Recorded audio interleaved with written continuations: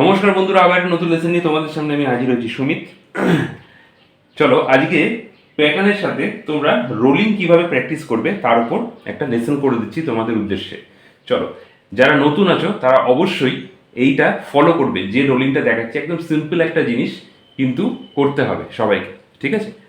যারা আগের দিনের লেসনটা দেখোনি, আমি একটা প্যাটার্ন দেখিয়েছিলাম নতুনদের উদ্দেশ্য, তাদের জন্য আমি ভিডিওটা লিঙ্কটা আমি দিয়ে দিয়েছি ডিসক্রিপশানে। যারা দেখতে চাও ওখানে গিয়ে দেখে নিতে পারো, দেন এই ভিডিওটা দেখলে কিন্তু সুবিধা হবে বা উপকার হবে।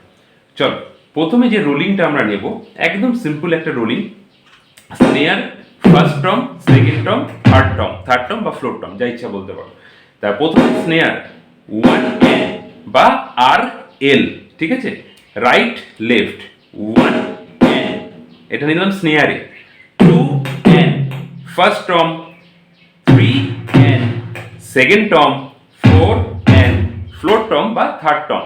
তাহলে 1N নিচ্ছি হচ্ছে স্নেয়ারে, 2N নিচ্ছি হচ্ছে ফার্স্ট টম, 3N নিচ্ছি হচ্ছে সেকেন্ড টম, আর 4N নিচ্ছি হচ্ছে থার্ড টম বা ফ্লোর টম। এবার এটাকে প্র্যাকটিস করবে কিভাবে? 1N 2N 3N 4N 1N 2N 3N 4N। এই জিনিসটা আস্তে আস্তে আনার চেষ্টা করো, কন্টিনিউ আগে এটাকে প্র্যাকটিস করো। 1N 2N 3N 4N 1N 2N 3N 4N 1N 2N 3N 4N 1N 2N 3N 4N 1N 2N 3N 4N। Continue speed increase করার চেষ্টা করবে। অবশ্যই যেন টাইমিংটা ম্যাচ করে, যেন এরকম ভাবে না হয় যে 1N বলে দাঁড়িয়ে যাচ্ছ, তারপর 2N বলে দাঁড়িয়ে যাচ্ছ, বা 1N 2N বলে একটু দাঁড়িয়ে গেলে, ব্যাপারটা কিন্তু সেটা নয়। একদম গ্যাপিংটা যেন প্রত্যেকটার মধ্যে সেম থাকে। 1N 2N 3N 4N 1N 2N 3N 4N 1N 2N 3N 4N 1N 2N 3N 4N। যদি স্পিড করি সবার মধ্যে সেম থাকবে, যদি স্লো করি সবার মধ্যে সেম থাকবে। তাহলে 1N 2N 3N 4N। এবার এটাকে তো রোলিং প্র্যাকটিস হলো আমাদের, প্রথমে এটাকে করবে।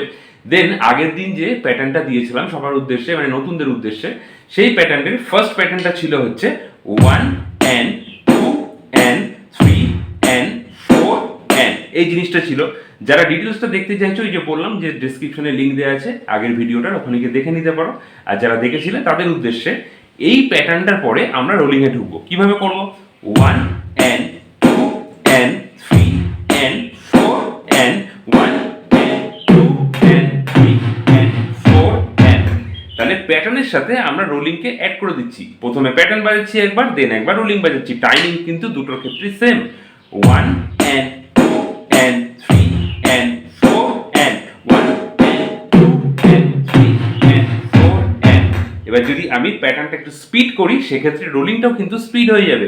1N 2N 3N 4N 1N 2N 3N 4N। একইভাবে কিন্তু স্পিডটা ওখানে ইনক্রিজ করে যাচ্ছে। তাহলে রোলিংয়ের সাথে বা প্যাটার্নের সাথে রোলিংয়ের কিন্তু সম্পর্কটা পুরোপুরি একই টেম্পোতে চলবে।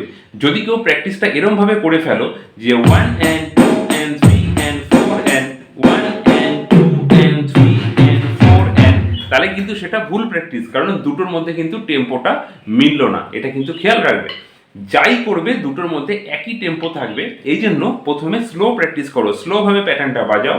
1N 2N 3N 4N 1N 2N 3N 4N।